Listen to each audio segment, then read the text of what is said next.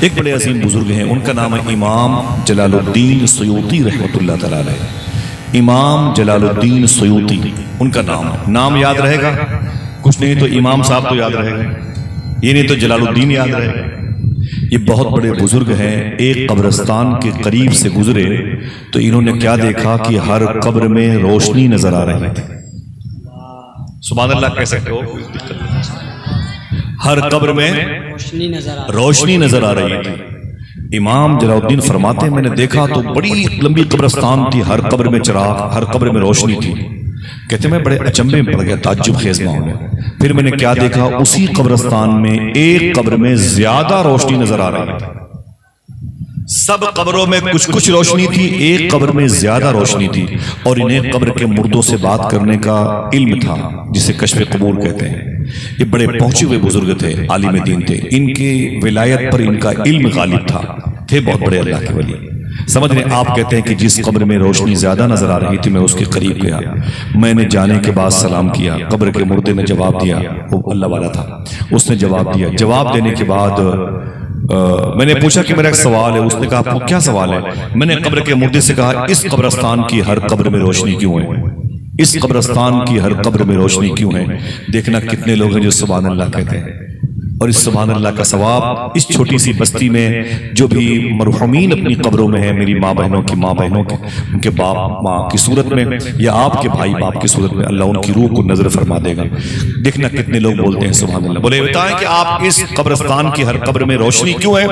تو اس صاحب قبر نے کہا بیس یہ ہے کہ ان قبروں میں حضور آئے تھے۔ ذرا محبت سے بولے، بتائیے حضور آ سکتے ہیں کہ نہیں؟ ہاتھوں اٹھا کے بتاؤ جس کا عقیدہ ہے پوری کائنات کی یہ ذمہ دار نہیں ہے، بس آپ ہیں تو کافی ہے۔ سمجھ رہے آپ ہیں تو کافی ہیں۔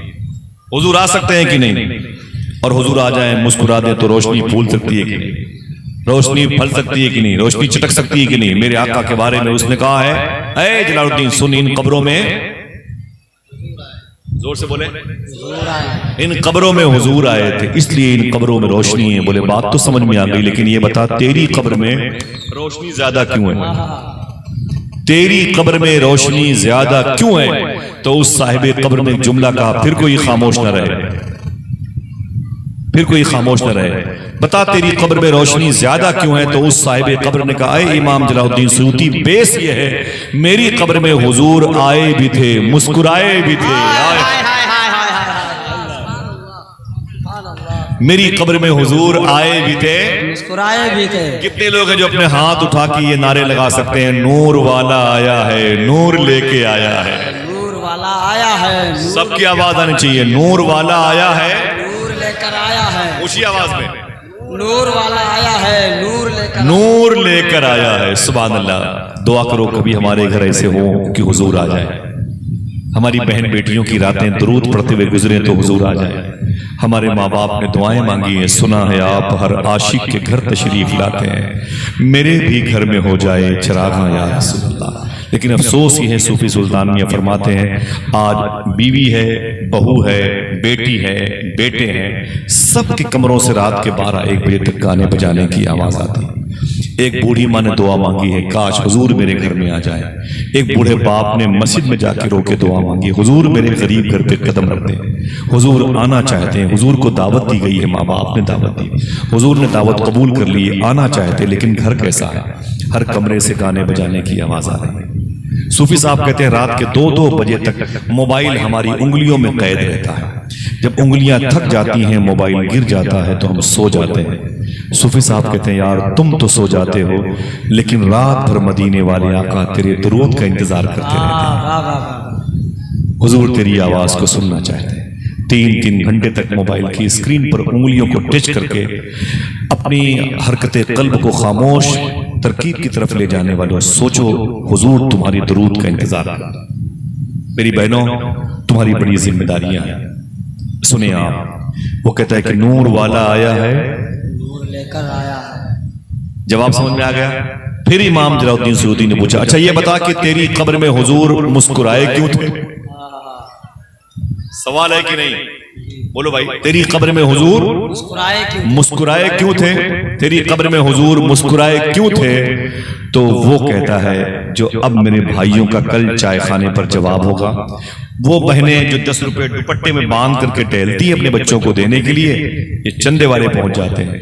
بہن جلسہ ہونے والا ہے، اس پیسے کو نکال کے اسے چوم کر کے حضور کے نام کی جھولی میں ڈال دیتے ہیں۔ وہ بچے جو اسکول میں خرچ کرنے کے لیے پیسے لیتے ہیں اسے سنبھال کر کے رکھتے ہیں، اور پھر آتے ہیں کمیٹی والوں کے ہاں، یہ 20 روپے میری طرف سے لے لیجیے۔ سبحان اللہ، یہ اسی تربیت کا اثر ہے۔ سبحان اللہ۔ تو وہ کہتا ہے کہ میری قبر میں حضور آئے تھے، مسکرائے کیوں تھے؟ اس کا بیس، اس کا ریجن، اس کا سبب یہ ہے، میری چھوٹی سی گمتی میں ایک دکان تھی۔ گمتی سمجھ رہے ہیں؟ چھوٹی سی دکان تھی، چھوٹی سی۔ میں جب شام کو اپنی دکان کا دروازہ بند کرتا، دکان بڑھاتا، یعنی دکان کے دروازے بند کرتا تھا، تو میری عادت تھی روزانہ اپنی انکم، اپنے منافع سے 1 روپے کا سکہ نکال کر کے ایک تھیلے میں ڈال دیتا تھا۔ مہینے میں 30 روپے ہو جاتے تھے، 2 مہینے میں 60 ہو جاتے تھے، 3 مہینے میں 90 ہو جاتے تھے، ایسے ہی 6 مہینے میں تقریباً 180 روپے ہو جاتے تھے۔ 1 سال میں وہ تھیلی بھر جاتی تھی۔ جب 1 سال میں وہ تھیلی بھر جاتی اور ربیع الاول شریف کا مہینہ آتا، دیکھنا کتنے لوگ سبحان اللہ کہتے ہیں۔ وہ کہتے ہیں اے امام جلال الدین، 1 سال میں جب وہ تھیلی بھر جاتی تھی تو میں جب ربیع الاول شریف کا مہینہ آتا تو اسی پیسے کو نکال کر حضور کی میلاد پہ خرچ کیا کرتا تھا۔ سبحان اللہ، سبحان اللہ۔ علماء حسینی کمیٹی والوں بہت بہت مبارک ہو۔ اپنے گھر کی تمام تر در و دیوار کے سائے میں جو پیسوں کی حصولیابی کی ترکیبیں گھر کے لوگوں نے جمع کی تھیں، وہ پیسے جمع ہوئے تو آپ نے حضور کے نام پہ خرچ کیے، حضور کے ماں باپ کے نام پہ خرچ کیے۔ اس حوالے سے ذرا ہاتھوں کو اٹھا کے بولو اے اللہ تیرا شکر ہے۔ اے اللہ تیرا شکر۔ اونچی آواز میں۔ گانے بجانے جب ہو رہے ہیں، لوگ کھیل کود کر رہے ہیں، ریسٹورنٹ میں، ڈھابے میں، وہاں کی پنیر بڑی مشہور ہے، وہاں کی روٹیاں مشہور ہے، وہاں کی فیرنی مشہور ہے، ایسے لوگ کرتے ہیں۔ سمجھ رہے ہیں آپ؟ اللہ اکبر، اللہ اکبر۔ بابا فرید گنج شکر نے سے کسی نے کہا بابا جی میں آپ کی تقریر سنتا ہوں لیکن اثر نہیں کرتی ہیں باتیں۔ بابا فرید فرماتے ہیں سن، اگر میری تقریر اثر نہیں کرتی ہے نا، نہیں کرتی ہے نا، تو سن، تیرے گھر کے قریب میں کوئی مسجد ہے؟ اس نے کہا جی حضور مسجد ہے۔ تو آپ نے فرمایا جا اسی مسجد میں جھاڑو لگایا کر۔ کہا اس سے کیا ہوگا؟ کہا تو خدا کے گھر کو صاف کرے گا، خدا تیرے دل کو صاف کر دے گا۔ 100 کلومیٹر دور تک ڈھابے پر کھانا کھانے کی ترکیب ہے، لیکن محلے کی مسجد میں جھاڑو نہیں لگایا ہے۔ چھپکلی کے بیٹ قرآن کے پاروں پہ رکھے ہوئے ہیں، جزدان پھٹ گئے ہیں، ماں بہنوں نے کبھی ایک نیا جزدان سل کر کے نہیں دیا ہوگا۔ بہووں کے لیے کپڑے پہ کپڑے آ رہے ہیں، 50,000 کے لاچے پہن کر ٹہلتی ہیں ہماری ماں بہنیں، شکر کے سجدے بھی نہیں کرتی۔ ان کو چاہیے کم سے کم 3 میٹر کپڑا لے کر کے مسجد کے جزدان کے نئے، مسجد کے قرآن کو نیا لباس دے دیں، اس جزدان کو یا کسی قبرستان میں ڈال دیں یا اسے دریا برد کر دیں، اور ہمیں ٹائم ملے تو اپنے بچوں کو لے کے کبھی مسجد میں چلے جائیں، اللہ کے گھر میں جھاڑو لگائیں، اللہ دلوں کو صاف کر دے گا انشاءاللہ کہتے ہیں۔ ٹھیک ہے، سنیں آپ، اللہ نے قرآن میں ارشاد فرمایا فَصَلِّ لِرَبِّكَ وَانْحَرْ، فَصَلِّ لِرَبِّكَ وَانْحَرْ۔ مجھے بہت سکون لگ رہا ہے، بہت اچھا لگ رہا ہے، جو جہاں پر بیٹھا وہیں پر بیٹھا رہے۔ فَصَلِّ لِرَبِّكَ وَانْحَرْ، اس کی میننگ کیا ہوتی ہے؟ علامہ مہر صاحب بیٹھے ہوئے، علماء کرام میرے سر کے تاج ہے۔ یہ جب عید الاضحیٰ قربانی کے دن میں جب کیلنڈر چھپتا ہے مدرسے کا تو یہ آیت اسی پر کوڈ ہوتی ہے، اپنے رب کے لیے نماز پڑھو اور قربانی کرو۔ یہی آیت ہر بقرعید کے موقع پر چھپنے والے کیلنڈر کی زینت بنتی ہے، اپنے رب کے لیے نماز پڑھو اور قربانی کرو، نماز پڑھو اور قربانی کرو، نماز پڑھو اور قربانی کرو۔ صوفیہ کہتے ہیں کہ نماز پڑھنے کے لیے آپ کو جانا پڑتا ہے مسجد، اور قربانی کرنے کے لیے گھر آنا پڑتا ہے۔ صحیح ہے کہ نہیں بھائی؟ صحیح ہے؟ نماز پڑھنے کے لیے آپ کو جانا پڑتا ہے مسجد، اور قربانی دینے کے لیے آپ کو گھر آنا پڑتا ہے۔ کیا قربانی کا بکرا لے کر کے آپ مسجد میں جاتے ہیں؟ بولو بھائی، کیا جہاں بکرا ذبح ہوتا ہے وہاں عیدگاہ کو گھسیٹ کے لاتے ہیں؟ نہیں۔ تو ایک آیت کے 2 حکم پر عمل کرنے کے لیے الگ الگ سمت جانا پڑتا ہے۔ اپنے رب کے لیے نماز پڑھو، فَصَلِّ لِرَبِّكَ، اپنے رب کے لیے نماز پڑھو تو آپ اس پر عمل کرنے کے لیے عیدگاہ جاتے ہیں۔ وَانْحَرْ، قربانی کرو تو قربانی کے لیے عیدگاہ سے نکل کے یہاں پر آتے ہیں۔ دیکھنا کوئی ہے جو سبحان اللہ کہے، صوفی ازم کہتا ہے، لیکن زمین پر ایک شخصیت ایسی ہے جسے امام حسین کہتے ہیں، جس نے کربلا کے میدان میں اس آیت پر ایک ہی وقت میں عمل کر کے دکھا دیا کہ ام الکتاب سینے میں باہر حسین ہے، دوش نبی ہے رحل سی جس پر حسین ہے، اور سجدے میں ہے تو شرح فصل لربک، گردن کٹا کے مانیے وانحر حسین۔ سمجھ رہے ہیں آپ؟ ایک آیت کے دو الگ الگ احکامات پر امام حسین نے ایک ہی وقت میں عمل کر کے بتا دیا، اگر اس آیت کی تفسیر پڑھنی ہے تو میرے چہرے کو پڑھ لو۔ ایک ہی وقت میں نماز بھی پڑھ رہا ہوں اور قربانی بھی دے رہا ہوں۔ ایسا کوئی سجدہ کسی کے پاس ہے؟ بولو بھائی، ہے کسی کے پاس؟ نہیں ہے۔ امام حسین کون تھے؟ آپ نے پڑھا ہوگا، سنا ہوگا، قربانی دی 72 نفوس قدسیہ کے ساتھ عرض کربلا میں۔ میں تھوڑی سی بات بیک گراؤنڈ کی بتاتا ہوں، یہ کس تربیت کا اثر ہے، کس مبارک شکم نور کی یہ اپج ہے، کس عظیم الشان سمندر کی کوکھ سے نکلنے والی یہ عظیم الشان موتی ہے جس کو دنیا امام حسین صبر کا بادشاہ کہتی ہے، شکر کا بادشاہ کہتی ہے، زہد کا بادشاہ کہتی ہے، سخاوت کا بادشاہ کہتی ہے۔ آخر کسی ماں کی گود میں یہ پلے ہوں گے، وہ ماں کیسی تھی؟ اس ماں کو کس ماں نے جنا تھا، وہ کیسی تھی؟ آپ کو جب بیک گراؤنڈ سمجھ میں آ جائے گا تو امام حسین کی قربانی سمجھ میں آ جائے گی۔ اور میں بتاؤں گا امام حسین کے علی اکبر کی شہادت یہ ہے تو آپ بولو رو گے یا نعرے لگاؤ گے۔ آپ پہلے سمجھو کہ اتنی بڑی طاقت حسین کے اندر آئی کیسے؟ بہت مشکل کام ہے، مجھے یاد نہیں ہے میں نے کتنی راتیں گزاری ہیں کربلا میں۔ اپنی بات کرتا ہوں، اللہ کا شکر ہے علماء کے قدم کی برکتیں، جوتیوں کا صدقہ ہے، سادات کی برکتیں، مجھے یاد نہیں کتنی راتیں میں نے گزاری ہیں کربلا میں۔ میں نے کربلا کے زمین کے چپے چپے کو دیکھا ہے، جا کے وہاں آنسو آیا۔ آپ سب کے عریضے کو پیش کروں گا، آپ سب کے سلام کو پیش کروں گا، لیکن آپ سمجھو پہلے وہ تربیت کا کیسی ہے، وہ انسٹیٹیوٹ کیسا ہے، وہ دامن کیسا ہے جس دامن میں پلے بڑھے تو آپ کو صبر کا بادشاہ کہا گیا۔ حضور غوث پاک کے شہزادے سے یہ شباہت میاں شاہ صاحب قبلہ فرماتے ہیں، میری بہنوں سننا، وہ فرماتے ہیں کہ بابا فرید گنج شکر نے، نام سنا ہے بابا فرید کا؟ یہ کون ہے؟ شیخ ممشاد شیخ ابو اسحاق شامی کے لاڈلے ہوتے ہیں، شیخ خواجہ عثمان ہرونی ان کے لاڈلے ہیں، غریب نواز ان کے لاڈلے ہیں، خواجہ قطب الدین بختیار کاکی ان کے مرید اور خلیفہ ہیں بابا فرید گنج شکر۔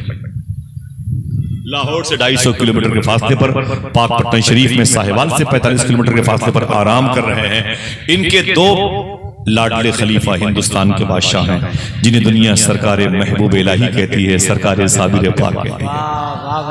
نام سن کے آپ کا تڑپنا بہت مجھے راس آیا، ذرا پھر سے کہتے ہیں محبت سے سبحان اللہ۔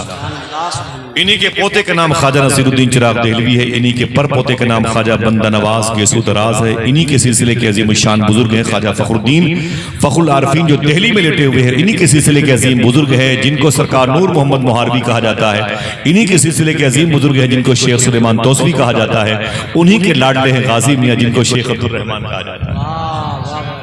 یہ عظیم الشان سلسلے کی کڑی ہے جو سرکار غریب نواز سے مولا کائنات تک پہنچی ہے۔ سنیں یہ تربیت کا کیسی ہے؟ فرماتے ہیں سید صاحب قبلہ بابا فرید گنج شکر نے اپنی ماں سے کہا تھا، اے میری ماں، یہ تیرا بیٹا فرید بڑے اونچے اسٹیٹس پہ آ گیا۔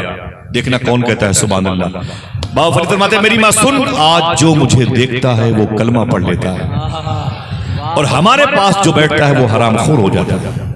ہمارے پاس کوئی نمازی بیٹھتا ہے تو نمازیں چھوڑ دیتا ہے، ہمارے پاس کوئی سچ بولنے والا بیٹھتا ہے تو جھوٹ بولنے لگتا ہے، ہمارے پاس کوئی نبی کی سنت پر عمل کرنے والا آئے ہم اسے مسواک کرنے کا طریقہ نہیں بتا پاتے۔